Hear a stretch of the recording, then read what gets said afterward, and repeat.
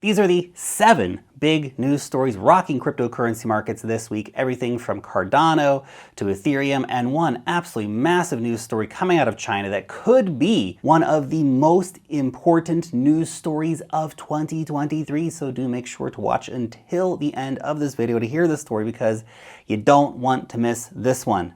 So let's go ahead and get into this. First, we need to talk about Ethereum. Ethereum has launched its public withdrawal testnet. Now, this is the first public testnet that the network has actually launched since the merge upgrade back in September 2022, which means we are getting very close to allowing withdrawals on Ethereum.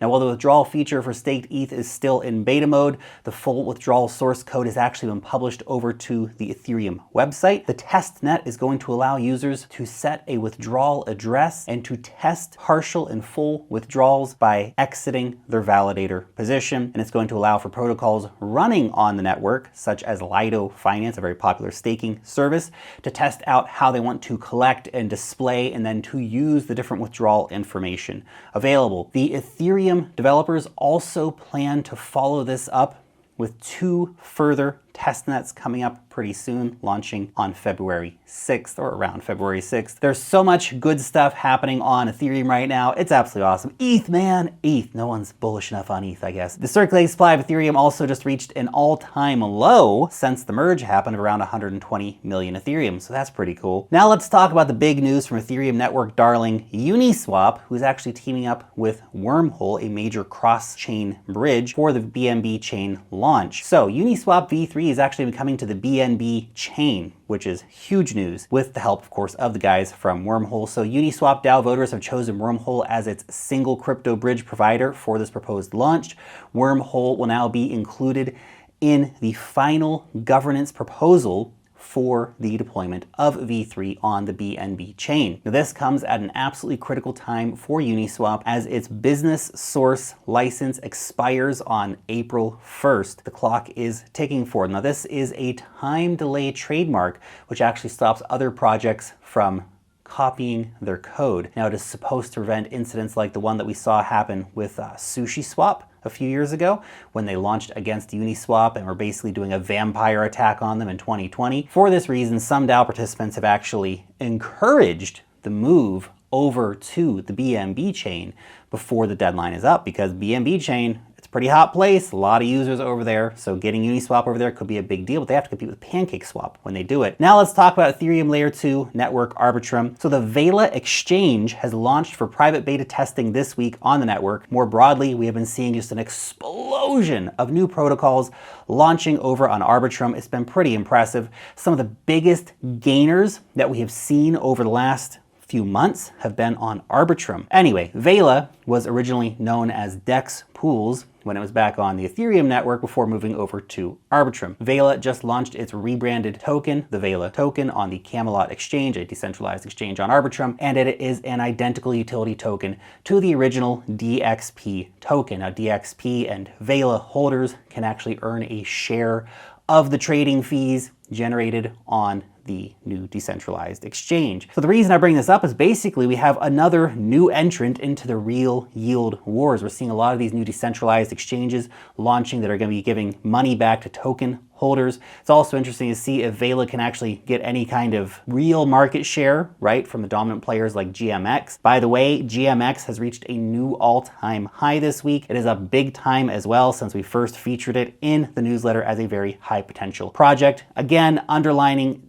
the power of the Arbitrum pump, right? All these Arbitrum-based protocols have been doing very, very well. Also, did you get the details on the Vela airdrop in our free newsletter last week? Link in the description if you're still missing out on getting that kind of alpha sent to your inbox. Now let's talk about some Cardano news. They have launched their decentralized stablecoin. It is called DJED. Now, this is being launched by DeFi service provider Cody. The stablecoin has been in development for quite a while now, for over a year in fact, and has recently been completed and has finished a successful security audit. DJED is pegged to the US dollar. I know what you're thinking, another stablecoin, but this one is backed by Cardano's native token and uses the Shen token as its reserve coin. Holders of the Shen token will be rewarded every single time that someone exchanges their DJED or Shen for ADA or vice versa. Basically creating an incentive for investors, turning this into a real yield coin. The more the stablecoin gets adopted, the more that holders will benefit. As it is algorithmic by nature, it's going to be an over-collateralized completely on-chain by crypto, including the ADA currency. The idea is to have a collateralization rate of 400 to 800%.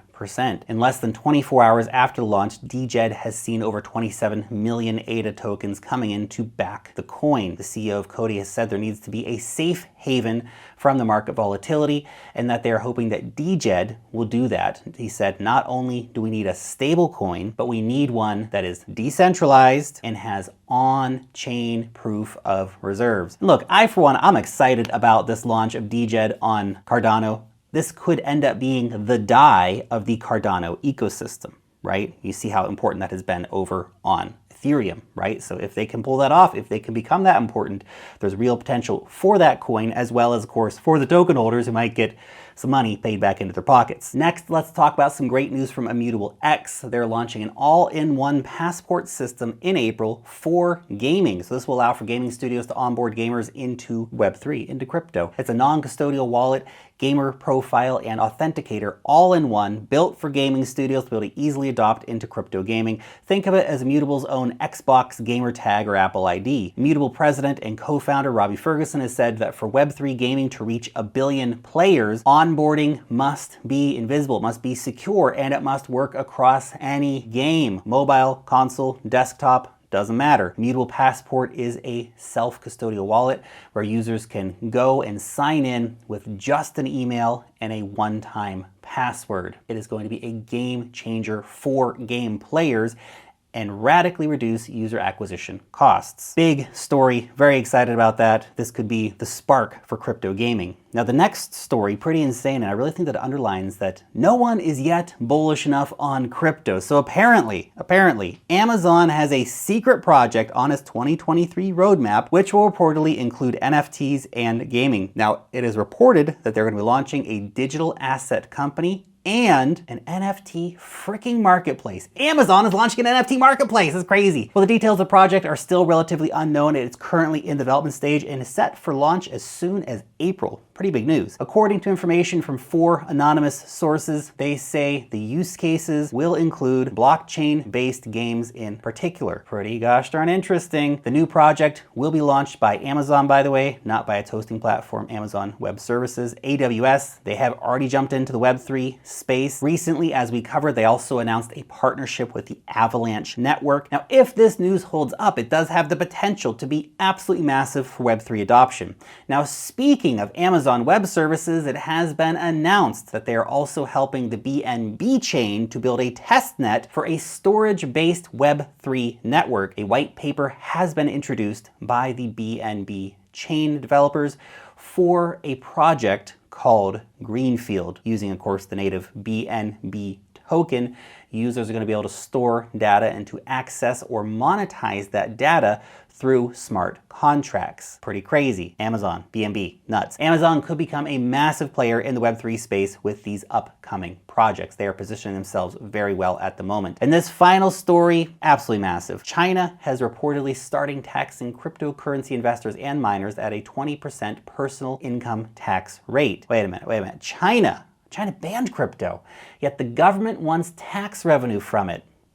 Can't have their cake and eat it too. This has all come about due, of course, to a number of cryptocurrency investors and miners who came out and said, well, we're being audited by the Chinese tax authorities. Their local tax departments have come in and said, hey, look, you got all this cryptocurrency income on here, man. We want some of that tax money. Give it to us. Still waiting to see the results on how all that plays out. But could this potentially mean China has finally conceded and thought, well, you know what? If we can't ban crypto, let's just tax it instead. If so, this could be a massive event. This could see a huge amount of liquidity flow back into the market if China starts to embrace crypto in even the slightest of ways once again. But someone who isn't embracing crypto, Charlie Munger, famous investor. Charlie has doubled down on his crypto skepticism, comparing it to gambling. And he said that he wants America to ban it, just like China has. And of course, you see how well that's working out in China. Come on, man. Come on. Old man yelling at the cloud once again. Okay, that's it. Subscribe now. See you next time.